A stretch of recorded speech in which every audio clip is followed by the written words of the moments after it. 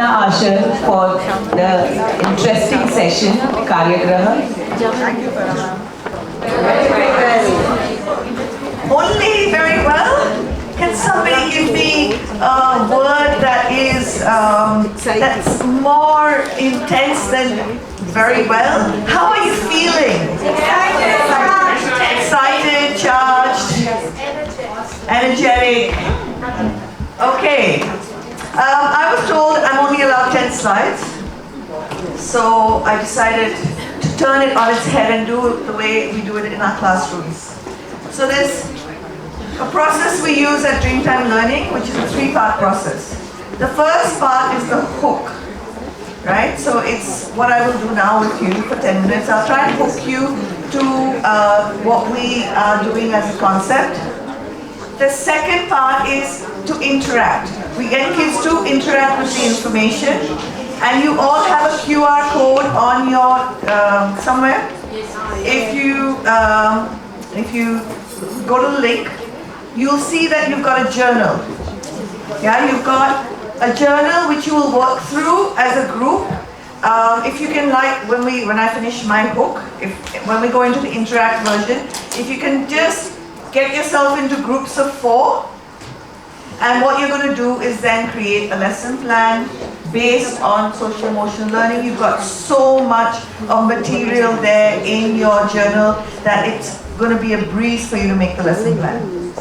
Yeah? And then the third part of anything is create. So you're going to be creating the lesson plan, and also we'd like you to publish. So if any of you would like to come up and share your lesson plan that you've created in a group of 4, we'll probably have the opportunity for 1 or 2 of you to come up and publish your work publicly, right? We love kids to publish. It's when they feel like they're really engaging with the real world in a way that makes a difference.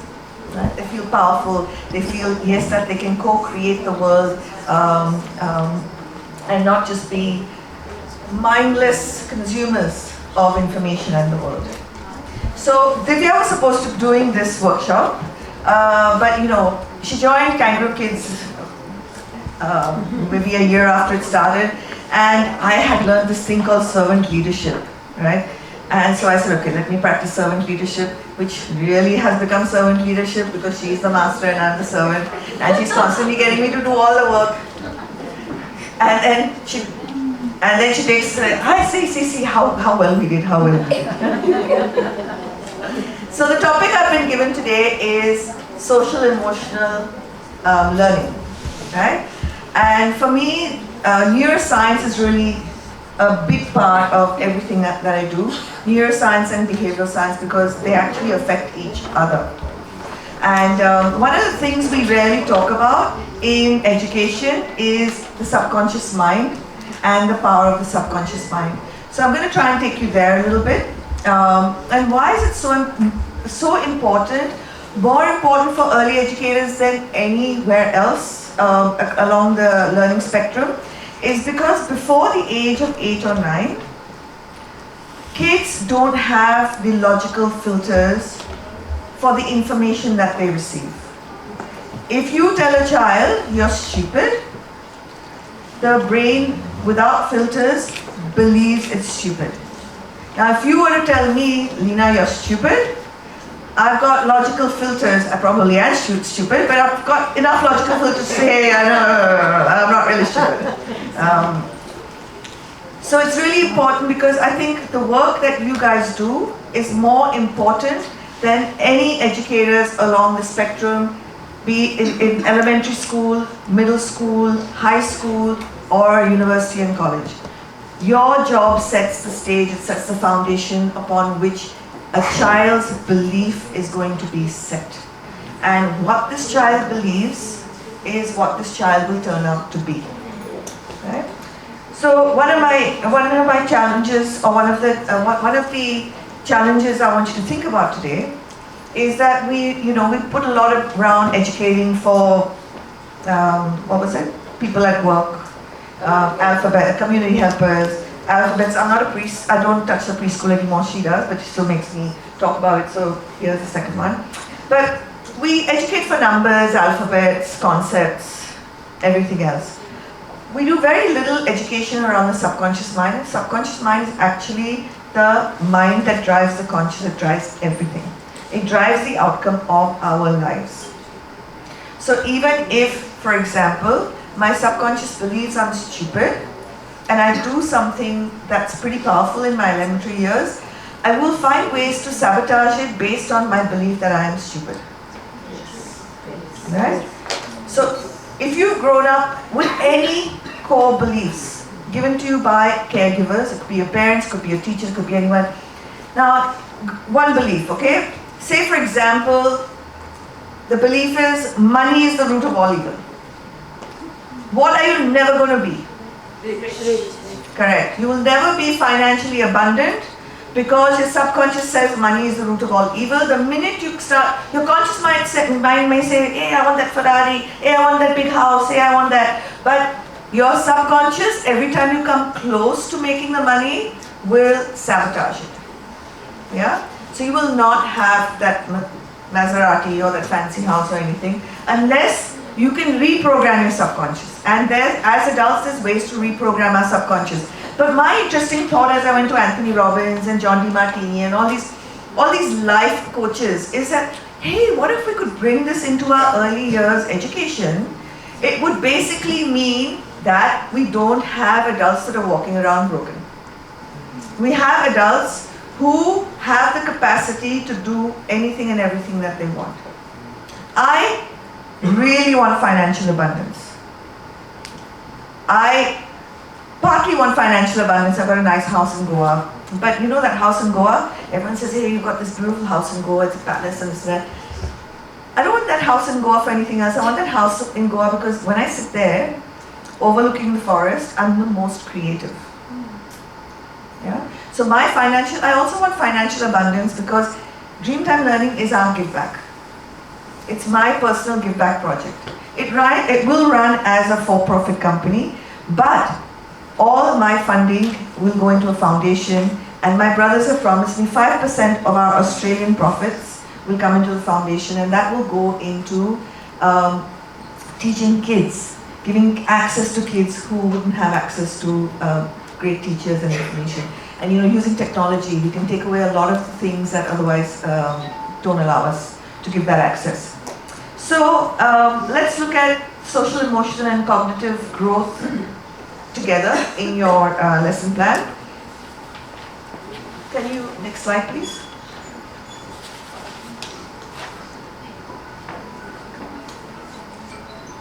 So one of the things I want us to understand is this is what we call the attention economy.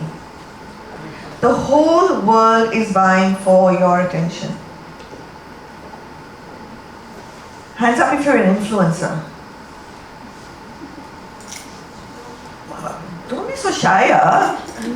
Your mother told you not to show off as a little kid? Yeah, are you an influencer? If you guys are social media influencers, then you're making some money from it because you managed to get somebody's attention. Yeah? Whether it's Netflix, it's social media, it's anything and everything is vying for our kids' attention. And I always ask kids, what is the intention of this product, app, and how does it want to manage your attention? And do you want to be a master of your attention, or do you want the mastery to be taken away? And yeah, because I just spoke about AI, will our kids power over AI or will they power over us? And it's one of the things. So one of the things we do know is the world is increasingly uncertain. It's not more scary, but it is increasingly uncertain. We don't know where AI is going to take us. We don't know where a lot of these things are going to take us. We don't know, after the pandemic, is there what's next around the corner? That we do know it's increasingly uncertain. So in a world like this, we do need children to feel self-regulated, to have mastery over their emotional state, so they can always be in a state of homeostasis. Yeah? Very quickly, just for you guys, hands up if you spend more than half an hour on social media every day. I'm for honest about this too, right? Yeah, more than that. So I just want to give you a really important piece of information. Yeah, and it's an interview I had with a woman called Anne Lumpkin. She works at Stanford University. What she's discovered is that pleasure and pain are located in the same part of the brain. Right? Write that down so you know it for yourself. Pleasure and pain are located in the same part of the brain. But this is your brain. Your brain has evolved to find balance. So now I want to ask you what happens. Now, this is pleasure. This is pain. Pleasure, pain. Now I want to ask you what happens. I'm watching Netflix, I'm on social media, I got so many likes. Oh my God, somebody's viewed my video 500 times. Pleasure. But what's happened to my brain? Imbalance. So what's my brain, what are the neurotransmitters in my brain going to do? Trying to balance. And in trying to balance, they don't come here. They overcompensate and they tip the other way. So hands up if after a whole day of binge watching Netflix you actually feel a little anxious and depressed. Yes.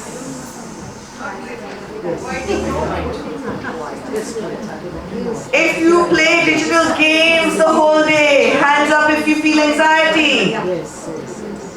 Now you know why. Pleasure and pain are located in the same part of the brain. Please remember that forever. For yourself. Everyone is trying to get your attention. How well you do professionally, personally, is only based on how much of your attention you have mastery over. And there's nothing wrong with games. Have you heard of a Pomodoro technique? There's a management technique called Pomodoro. It's in my other, if anybody wants what we gave to the other people, the other half of the room, other half of the conference, that's not as exciting as you guys. If you want those techniques, just see Divya and she'll give you the access to that journal as well. And in that journal I've covered all of this. And I've also covered some of the self-management techniques like Pomodoro techniques. So I do it. Right? So that's when Sudeep or Divya or Meghna will be desperately trying to call me, but I'm not answering the phone because I do half an hour focus time. To an alarm. Yeah, it's called time boxing. Half an hour, I'm just focused on doing my thing. I finish it, and then I play a game. That's my reward, but just one. Because, self-control. I know more than one what's going to happen, and then what's going to happen. Create this yo-yo in my brain, which I definitely do not want, so just one. And then I look at the phone and oh God, Divya, again, she needs something again, she needs me to get on her. So I finish that and then I go back to another half an hour. Yeah? And that could be me doing reviews, it could be me creating, it could be me doing anything but something, some form of me doing productive stuff. Yeah? So let's work out what we need for kids in this world that's increasingly fraught with uncertainty. So one of the ways in which I got interested in the subconscious mind and its programming, two reasons. The first is, we had a child in a school in Juhu who was sexually molested by her uncle.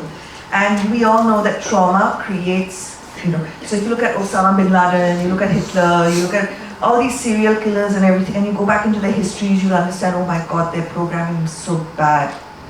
They picked all of this stuff up in their childhood and see what they went out and did, right? And they were just innocent kids who'd come out once. Sure, some amount of DNA gets transferred from parents to kids. So yeah, if you've had a parent has this capacity for violence, yes, you may inherit some of that. But you've got the power to turn off those genetic codes yourself. But these guys just went into it full blown. Osama, one of 50 kids, had this huge need for significance, right? So one is the need, and then second is why you need it. That can be good or bad. So I have the need for money, and I have the need for money because I really want to do now my give back. Yeah? And I really do like my house in Goa as well, but that's all I need. When I sold Kangaroo Kids, my brother said, let me buy you a BMW. And I went to my values list and I said, this isn't, no. Because I value peace and that BMW is going to get hit here or there and my piece is going to go out the window, so let me not. So it's not what you need. If you need significance, the way you get significance is really important. If you need anything, you need certainty or uncertainty or variety or whatever it is, the way you get it is really important, and we can teach kids to get it the right way. Right? So I'm just going to let you watch this video very, very quickly, because all I want you to do while you're watching this is to think of some of your own subconscious programming that may have happened because of your parents or teachers. You'll have to play it. The video, there's a video within that.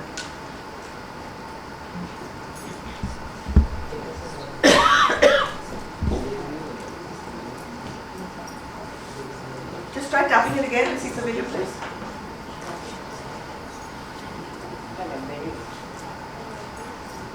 Yes, started. No. The last one.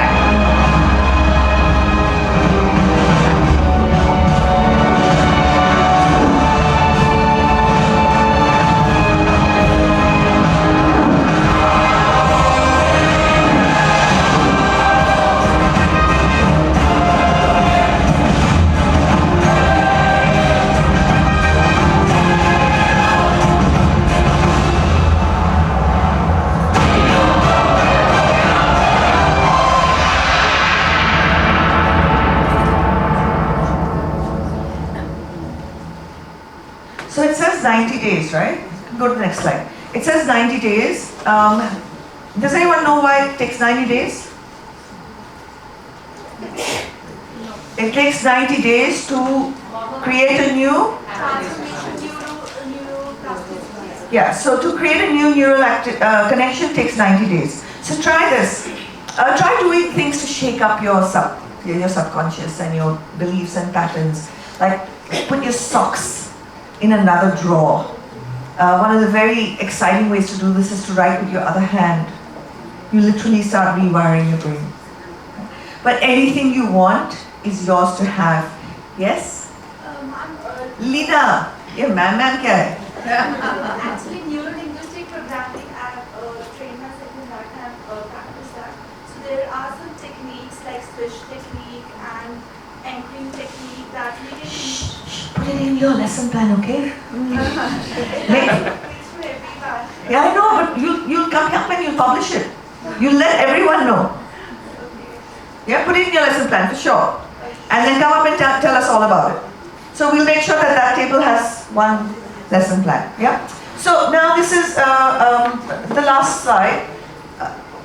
This is what I was. The last slide. Last slide. Yeah. So does anyone know Ritanasha? No. Okay. No. Shh. So I was fascinated as to why, I was married to this very good-looking guy. Great build, body, charm, personality, Khandani family, wealth, everything. And he's led a life of not really doing that much. And he used to, like, God gave you everything. God gave you everything. Why? What's happening here? And then I went into understanding what happens, right? So there's a study with 3 groups of rats. Yeah? One group of rat is always looked after by the moms. Licked, cuddled, given everything, food, water, you don't have to ask for anything. Then there's a second group of rats that are constantly kept in stress. Kept away from their moms, kept away from food, water. And there's a third lot of rats. they are kept away for some time, given a little bit of stress, a little bit of hunger, then they come back, they get their cuddles, their hugs, their food, water again. So they have to go through this stress. Which group do you think will have the most resilience? Which one? The third one. So giving children amounts of stress is really important. And there are some things in which you need to communicate with parents. Do let them fall down. When I first came to India, and this is true, huh? A kid would fall down and I would see moms go, naughty floor, naughty floor, naughty floor. And I'm going, oh my God, you've just taken the responsibility of falling down away from the kid and given it to the floor. How's that going to help this kid? So then you grow up looking for blame external, outside of yourself, right? When you want to take responsibility for everything. So this is the bubble-wrapped kid that we all know about, that parents clear everything for them, and no problem is allowed. They're the ones who keep coming to you and say, this one hit my child in class, huh? This one's a bully. This one did this one did this. My kid is not in the front row at the concert, what is wrong? So think about how you're going to include that in your lesson planning for explaining to parents what they do. Just let this video play so I can get a 2-minute break. For children to grow up being independent and prepared for a successful future, they must learn the values of responsibility and accountability. With our busy work schedules, we're often lenient with our children and provide for all their needs and their wants, even before they ask for it. We've allowed our children to think that they are entitled to everything without having to work for it. This is where household chores can come in. It becomes a constructive means to help children learn responsibility and management skills and to work for what they want. We can even allocate chores as a means for children to earn their allowance. Children should learn that they have to do the work of life in order to be a part of life. Hands up if you give homework to your preschoolers. Not this homework, but yes, we do give a lot of household chores to do. Okay. So we call our home activities independent learning work. And I'm going to let Divya now sing for her supper a little bit. This is like ridiculous, right? Boss idhar kaun hai? Divya, boss aaja. To talk about some of the independent learning work, type things you can give your kids and you can put in your lesson plans. So what we've done is the independent learning work, we've divided it into 4 categories. So we have something like conversation. So what we do is that suppose if they've learned about plants, so they probably go home and they have like a survey. So, which fruit or vegetable the family members like. So conversations and surveys, it could be with family members, it could be with neighbors, it could be even at stores as to which, plants give us medicines. So one is conversations, one is experiments, simple experiments that they do at home, experiential learning. I mean, if they are going to a supermarket, they are actually counting, actually making a list. So you're doing literacy, they are making the list along with the parents, doing numeracy, driving in the car, they're reading the numbers on the number plate. So you don't have to do numbers everywhere. It has to be on the go along with that. The third one we have is research, simple research projects and a collaborative learning. That is where they can have play dates at home and they are learning along with their friends. Need not be from the same school. It could be even, from their family or things like that. Also bringing a lot of implicit, like gratitude moments. So at dinner table, what are you grateful about? So the family is forced to not only sit and spend time and talk to each other, but it's not only about learning, but we all know learning actually happens outside the classroom. So this is the way we are bringing connections. It's not about drill that kills, write pages of ABCD or that is there. But this is more important, so parents are also empowered with the activities that they can do at home instead of just giving the phone in their hands. Okay, now, Divya, don't give it up. You still have some more singing to do. We're just going to show you a couple of lesson plans for you to think about, and then you can go into the journals work in your groups of 4 and put together a lesson plan for us, for you to come up and.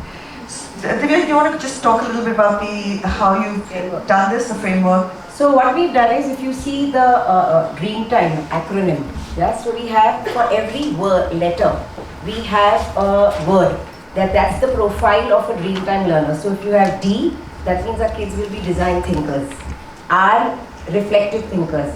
E, DREA, then we have, that is about actually getting excited about learning. So what is it that we are going to bring in the curriculum? So our lesson, the team that designs the lesson plans are called Curiosity and Excitement Architects. We don't call them planners, because we are sparking all terminologies by Lina. So they are bringing curiosity and excitement in the class. Our teachers are cheerleaders, like the IPL cheerleaders. We have them in the class, so they are cheering the children's achievements and celebrating their learning journey in class. So for the last letter, E, is emotional intelligence. Now what we've done, just as you have learning curricular goals and learning outcomes for, say, math, we've identified for emotional intelligence. So what we've referred to is the Castle's framework. I'm sure all of you would be aware of. It's about self-awareness, self-management, the 5 domains under that. We've listed the observable behaviors for this. Is the child able to, label his emotions, his or her emotions? Is able to cope with that? So if you see in our lesson plan, this is a proper lesson plan. The ones in color are our implicit learning outcomes. So if you see in this one, kind and unkind, and what can we do? All these, the black ones are implicit. That is explicit, the academic related. Equal weightage has been given for implicit learning, and emotional intelligence, very, very critical. We do that by analyzing characters and story, empathy, how would you have reacted, giving a lot of, what would you do kind of things in those situations. So that's how we've done for emotional intelligence. Okay, so I'm just going to talk about this very quickly, and then I'm going to keep one of the lesson plans flowing in case you want any inspiration from there. But I want to ask you, the amygdala, everyone knows about the amygdala? Yeah, the amygdala is something that we needed from an evolutionary perspective to make sure that we were looking out for tigers and snakes and stuff like that. We no longer have tigers, snakes, the worst is a spider or a lizard or something like that. But the amygdala in humanity is getting bigger. Yeah, the amygdala is getting bigger, even though the world is getting safer for us. Why? I want you to think about why that is. A lot of it is around us being fed fear, because everyone's looking for attention, including news channels. So we're being fed fear 24/7. So I want you to think about that when you do your lesson plan. And if you can think about, okay, how do we create happiness in the classroom for a brain that's trained to look out for the bad rather than the good? How do we get kids to feel more optimistic about the world? Yeah, some of those things are things that I want you to think about. I want you to think about, because I want you guys to get going. Can you play the next video? Choice in life. Every time you open your mouth, every time you take any action, you can choose either to act or speak in what we call the downward spiral. Competition, fear, anxiety, pressure, all that does what we call the downward spiral. Or you can speak in possibility. Right? Possibility is an open-ended domain. And I always tell this very simple, very lovely story of the 2 shoe salesmen, now well known. They went to Africa in the 1900s to find out if they could sell shoes. And they reported back to their company in Manchester, in England, saying, one wrote a telegram saying, situation hopeless, they don't wear shoes. The other one wrote, glorious opportunity, they don't have any shoes yet. Now, those are 2 statements describing the identical situation. They're both looking at the same thing. One sees situation hopeless, the other says glorious opportunity, we don't have any shoes yet. Now that choice is a permanent choice in the life of every single human being at every moment of every day. So think about next slide please. Think about the mindsets you're going to put into your, and you can take a single one. It could be, okay, this lesson plan is about optimism or perseverance, or risk-taking, or sort of growth mindsets. So think about what you're going to do in your lesson plan. Next, think about if, can you play each song? There's one song that gets played, which neuroscience study shows that it reduces anxiety up to 65%. See if you can identify which one there is. But there are also songs that are related to motivation, inspiration, and anger. Think how you can use music in your social emotional learning. Can you play each song?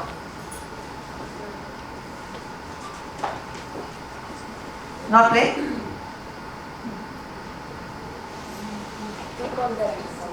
No, go back. Okay. I think. See if you can play the song. It's beside, it'll be here. The arrow over here. Bring it on the word song once. Okay, forget it. Forget it. But see how you're going to include music in your lesson plan. Obviously, there's lots of books. There's a great book called Ruby Has a Worry. If you're going to think about your social emotional plan being about bringing down anxiety, and think of the active learning things you can do, like what color is worry, how big is worry, how can you visually express worry, things like that. So look at how you use books in the lesson. And the last slide now is just going to go to the next slide. This is just going to keep going for you now to get into your groups of 4.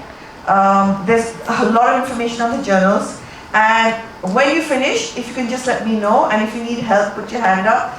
Divya and I and Meghna will come around. So open your journals and let's get planning a lesson on social emotional learning, any aspect of it you like.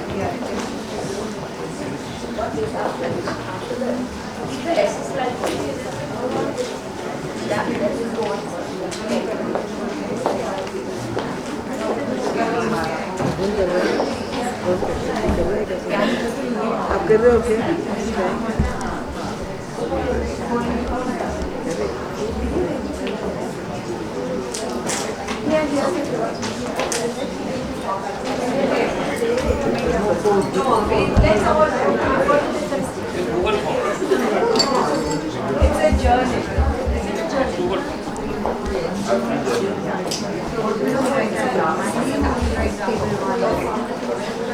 Okay, so now what they're doing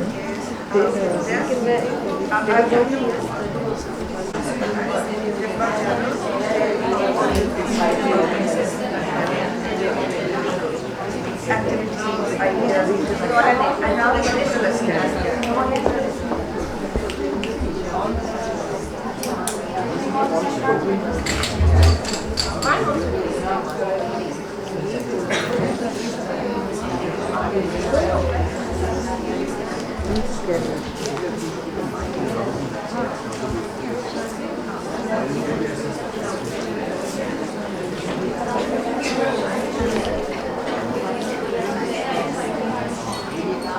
You've got the hook at the beginning, you've got some suggested hooks.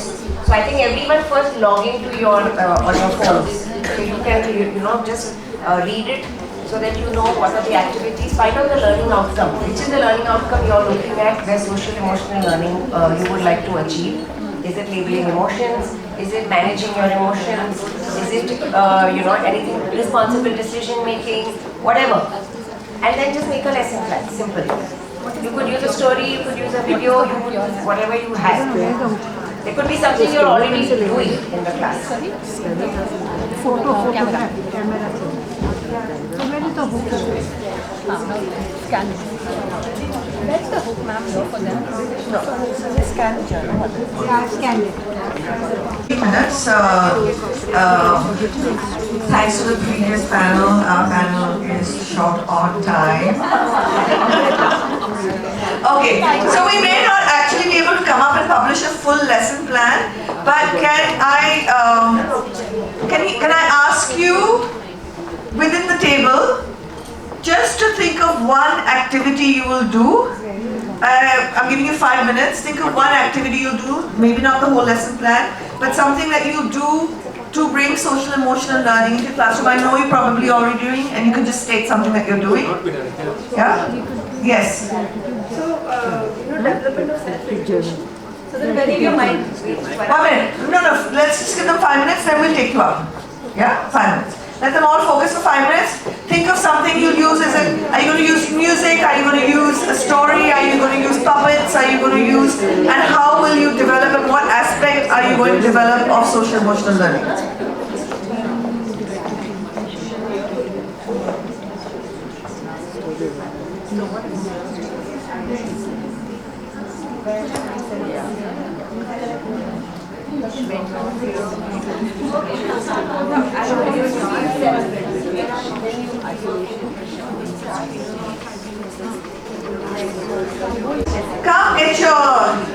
Come and be significant. Come and publish your work. But come fast because we're very short of time. This is the story that I'm going to narrate. The book name is The Ganesha and the Sweet Tooth. So the Ganesha, one day, he, as we know that he is very fond of sweets. So, he is always looking out for laddus, and, one day he just, with his magical friend, little mouse, he was just roaming around and he saw a big jumbo jawbreaker laddu, and he just got so tempted to eat that laddu that, he accidentally just, broke his tusk.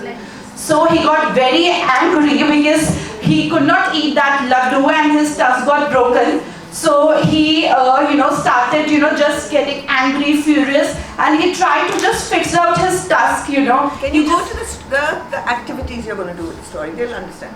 What are the activities?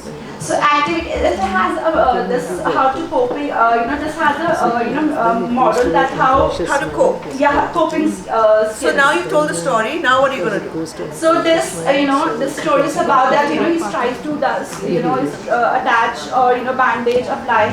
So it was after this anger, he just, throw it in the sky, and that hits Rishi Vyasa head.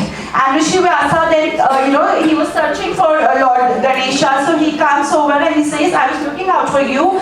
So why are you so angry, So he says, I was angry because my tusk got broken. So he then asked him, okay, so don't worry, what's so, to worry about? Let's use your task, and I will give you a task, but you have to be very focused, and you don't have to eat any laddus or something like that. I will give you a task. You have to do it. Again, I'm asking you, do not tell us the story. What are the strategies and active learning because of the story? That he diverted his mindset from that emotion. That is the story. That is the story. I understand coping mechanism. What is, but so how are you going to take it from the story, the theory, to the active learning that the child will, where the child will construct his own understanding of this? So can I? Yeah? I can. You can make the child say you can make the child. You're going to add on to this? So a coping mechanism. She's So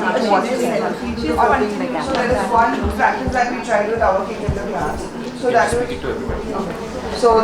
was we drew candles.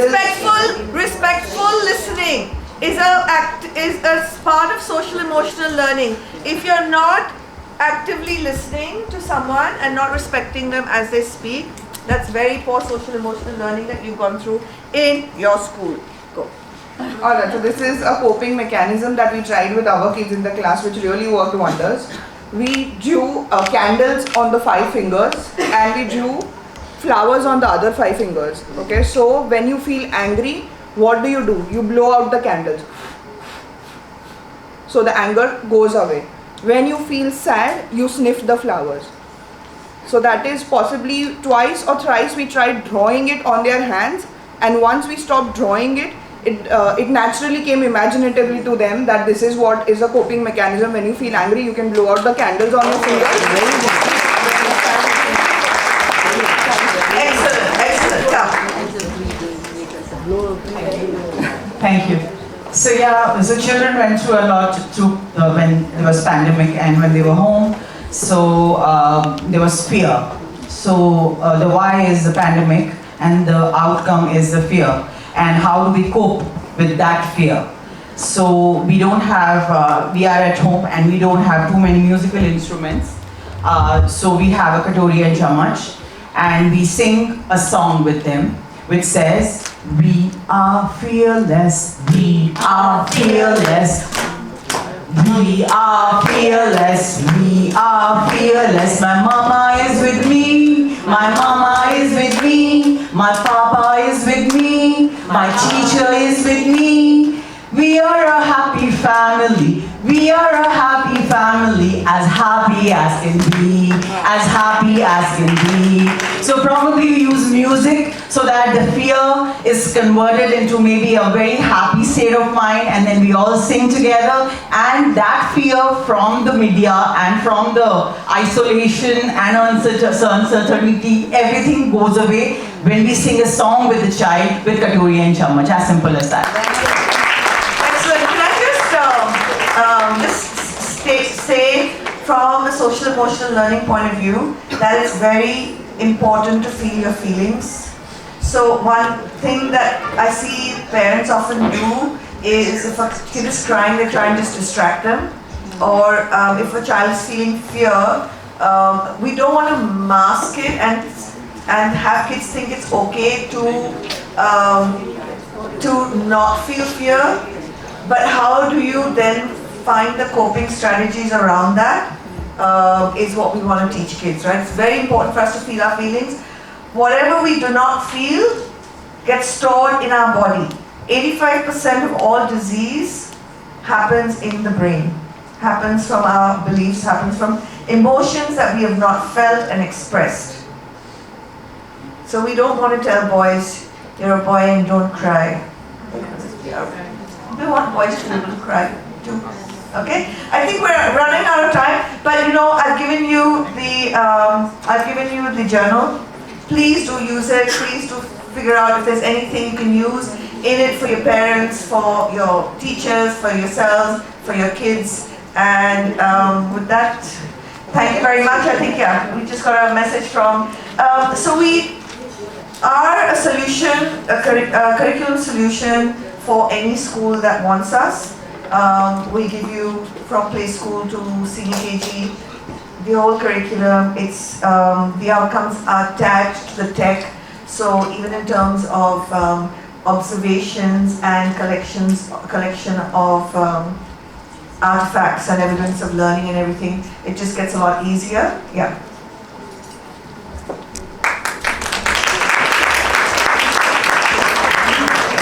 Lina Asher does the best. She revolutionized preschool education when she set up Kangaroo Kids. And now she's revolutionizing what education will mean for children going forth. Dreamtime learning. A very futuristic curriculum has been set by Lina Asher with so much deep knowledge about neuroscience, how children's minds work, and what kind of education will they need now. Because we design curriculums all the time, all schools, but what do children want? And that is what Lina Asher has brought in Dreamtime learning. A kind of a hybrid education space that caters to each child's individual needs. And as president of the Early Childhood Association, when I was looking at her curriculum, at her vision, at the way she has understood children and what they need, it is congratulatory. I loved the aspects of brain and behavioral science that have been weaved into the curriculum. I like the entrepreneurial and growth mindset because it's very important that we cultivate a growth mindset in children, which sometimes is not possible in the education system, which this Dreamtime learning has emphasized on. Habits of the mind. You know, children develop these habits early on, and they need to be also intricately woven into the teachers, their attitudes, parents, and how they perceive the learning in children. Socio-emotional intelligence, of course, that's required, and the awareness and action on the SDG, because when we call and talk about global education or preparing children to be global citizens, this is an important requirement. I think they have something called a genius hour, and I think the whole concept is a genius concept. Especially I liked the terminology used for as experience centers.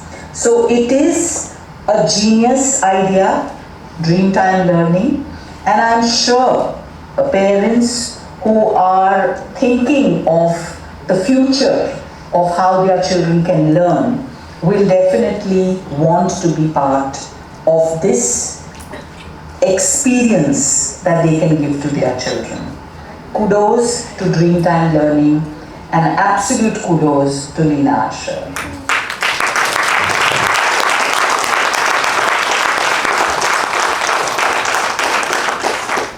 A lot of takeaways from your session. Can I request you to be on the stage? And can I request Rekha Shahani ma'am to come and felicitate Lina Asher? शादी तो हो गई अब।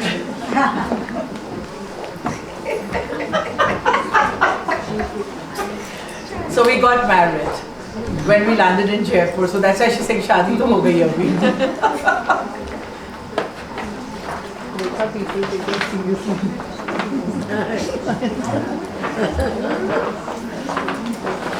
Thank you so much once again, Lina. Thank you so much, Rekha ma'am.